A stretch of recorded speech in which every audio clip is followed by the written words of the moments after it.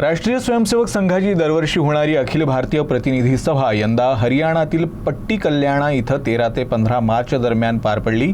संघाच्या शताब्दी वर्षानिमित्त आयोजित या बैठकीत देशभरातून 1487 प्रतिनिधींनी सहभाग घेतला, अशी माहिती संघाचे विदर्भ प्रांत संचालक दीपक तामशेट्टीवार यांनी नागपुरात आयोजित पत्रपरिषदेत दिली।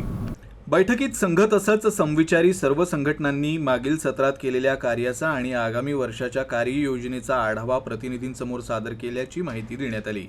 संघाच्या शताब्दी वर्षानिमित्त 2 प्रकारचे कार्यक्रम नियोजित करण्यात आले आहेत।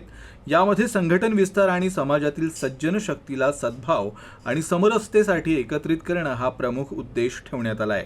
या दृष्टीने गृहसंपर्क अभियान राबवण्यात येत असून आतापर्यंत देशातील काही प्रांतांमध्ये सुमारे 10 कोटी घरांपर्यंत आणि 3,90,000 गावांपर्यंत संपर्क साधण्यात आला आहे। तसंच पुढील वर्षापासून संघात प्रांताऐवजी लहान एकक म्हणून संभाग रचना लागू केली जाणार आहे। यासोबतच प्रदेश नावानेही एकक स्थापन करण्याचा प्रस्ताव आहे, अशी माहिती दीपक तामशेट्टीवार यांनी दिली।